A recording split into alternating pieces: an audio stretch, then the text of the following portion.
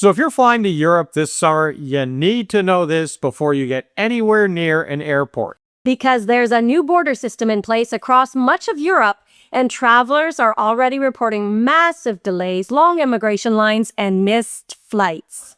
This is called the EU Entry-Exit System, or EES. And no, it's not another app you forgot to download. It's a new digital border system that replaces the old passport stamp for many travelers entering and leaving the Schengen area. Which means if you are Canadian and you are flying to places like France, Spain, Portugal, Greece, the Netherlands, Switzerland, Iceland, Norway, or many other European countries, this can affect you. And here's the big warning.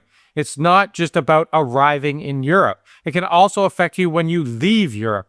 It can affect airport connections, it can affect train borders, it can affect cruise ports, it can even affect land crossings. So basically, if you're crossing in or out of the Schengen area, this new system may be part of your trip.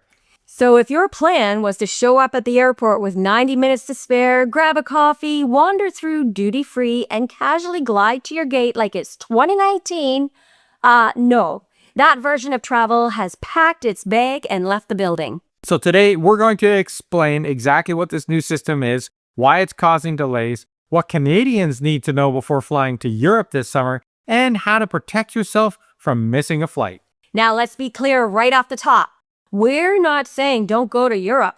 Go to Europe. It's awesome. Europe is still one of the best places in the world to travel. Now, what we are saying is don't travel to Europe this summer without knowing the new rules. Because the people who are prepared will get through this. And the people who are not prepared, well, they'll be the ones standing in line in Lisbon wondering why their connection to Toronto is currently leaving without them. Okay, so what is this entry-exit system, the EES? Well, it's Europe's new digital border registration system for non-EU travelers coming for short stays. In other words, it means Europe is moving away from the old passport stamp and replacing it with a digital record. Yeah, so instead of just having a border officer stamp your passport and wave you on through, the system registers your passport information, your entry and exit dates, and biometric data. Biometrics is the fancy word here, but it's not complicated, don't worry. It means your physical identifiers, your face, your fingerprints, the things that prove you are who you are. Unless you have an identical twin with suspiciously similar vacation claims. That could be tough. Now, for most Canadian travelers, this means your passport will be scanned, your photo may be taken, and your fingerprints may be collected at the border. And that's the part that's slowing everything down. Because the first time you go through this system, it takes longer. Border officers are collecting the information, and travelers are also learning the process.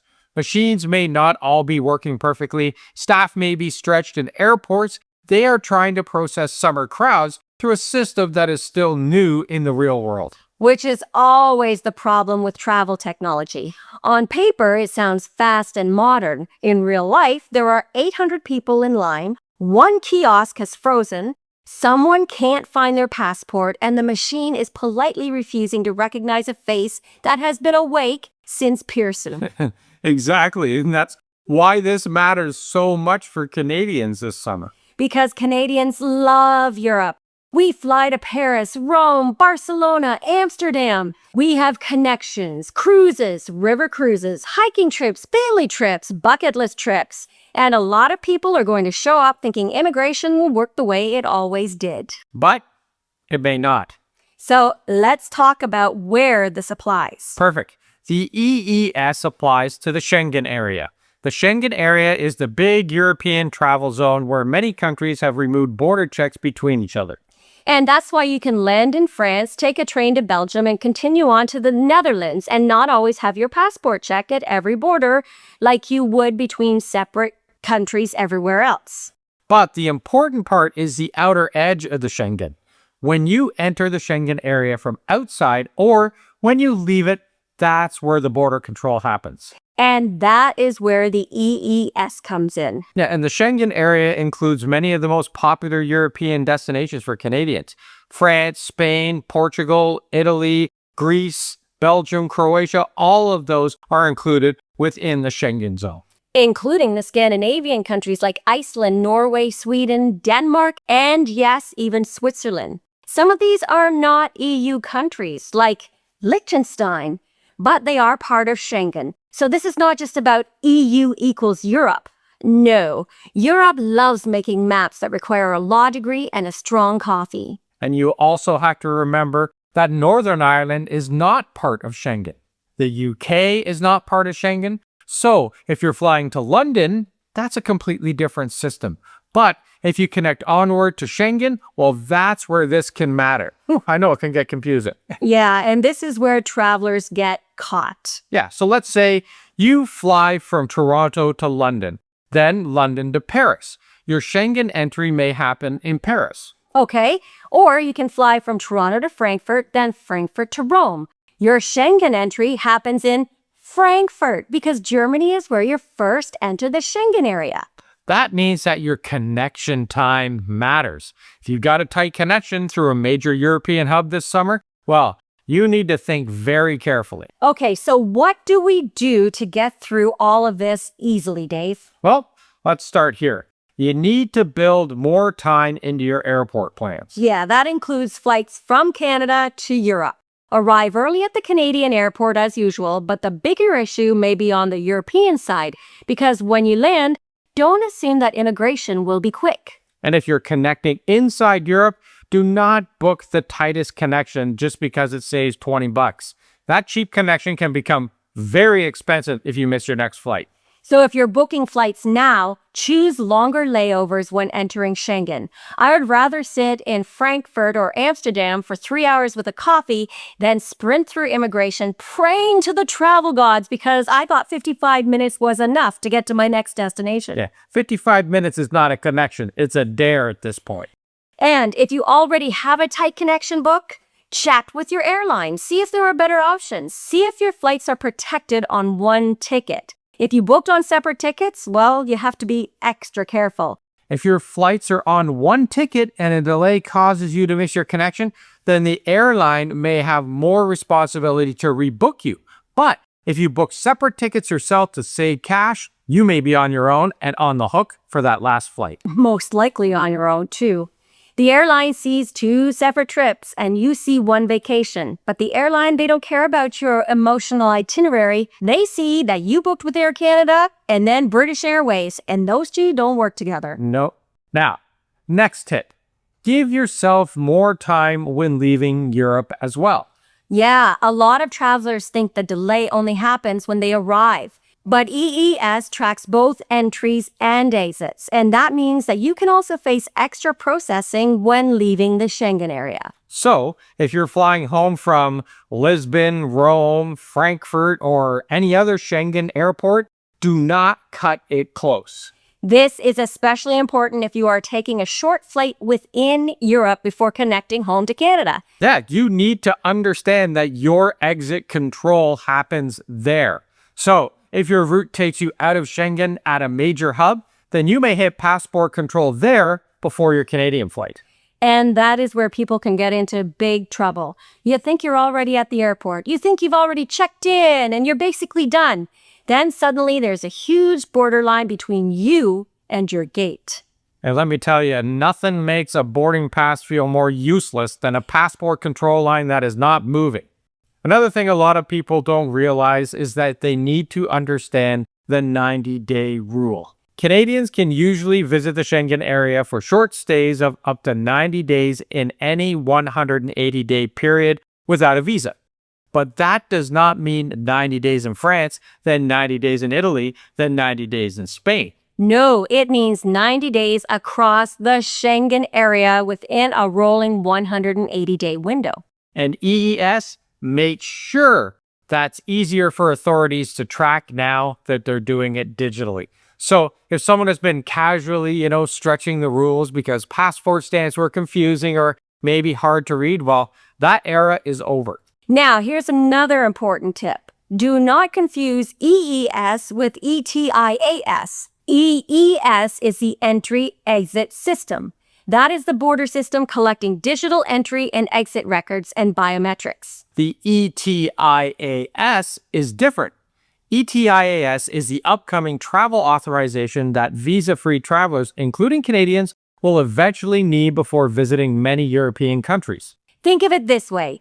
EES happens at the border. ETIAS happens before you travel. Yeah, and as of summer 2026, the big issue for travelers is EES delays.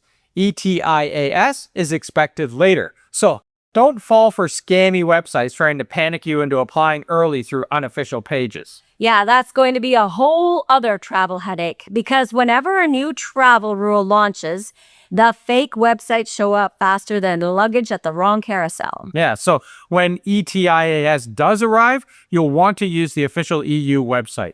But for this summer, the thing to prepare for is the entry-exit system at the border. And if you are on a cruise, river cruise, coach tour, or train itinerary that crosses Schengen borders, ask your tour company or cruise line exactly how they are handling the new system. Because this is not just at airports. Remember that. This can affect land borders, seaports, and rail crossings too. Okay, another tip is to register with Canada's Registration of Canadians Abroad Service. Now, this is not required, but it is smart, especially when travel systems are changing, strikes happen, weather hits, or airports get messy. It lets the Government of Canada know where you are so they can send important updates in case of an emergency abroad. Yeah, it's one of those boring pre-trip tasks that nobody really gets excited about, but it can be genuinely useful when something goes sideways. And this is a big one. Buy travel insurance and understand your connection risk with that insurance. Yeah, and this is where people need to be honest with themselves. If you have a big trip to Europe this summer, do not assume that everything will run perfectly. Flight delays, border delays, misconnections, baggage delays, strikes, weather, and airport congestion all can pile on top of each other. Yeah, and it can actually get crazy. So look at your travel insurance. Understand what is covered and what is not. Know the difference between a missed connection covered by an airline and a missed separately booked flight that becomes an expensive problem. Which is covered, which isn't. And if you're booking now, flexible fares may be worth considering, especially if your trip involves multiple flights, cruises, tours, or prepaid hotels. Because the cheapest fare is not always the cheapest trip. Sometimes the cheapest fare is just the opening bid in a much more annoying auction. So you've done all that. Now it's time to mentally prepare for your first EES experience in Europe. Yeah, and just realize that the first time through may be slower because your information is being registered.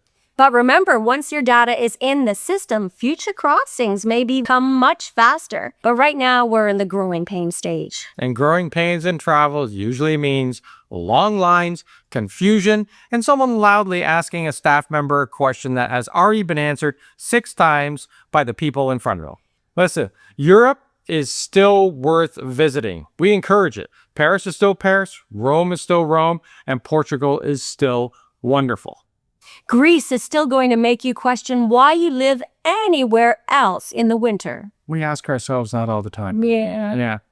But the airport experience is what's changed. And the travelers who know that ahead of time are going to have a much easier trip than the ones who find out while they're standing in line with a dying phone battery and a boarding time that suddenly looks very optimistic. So travel smart, give yourself extra time, and don't let a new border system ruin a trip that you've been planning for months. And if you've already gone through the new entry-exit system, let us know what airport you used and how long it took. Because right now, real traveler reports are gold. And they might help someone else avoid missing a flight. So thanks for watching, everyone, and subscribe for more practical tips, and we'll see you in the next video. Preferably after passport control.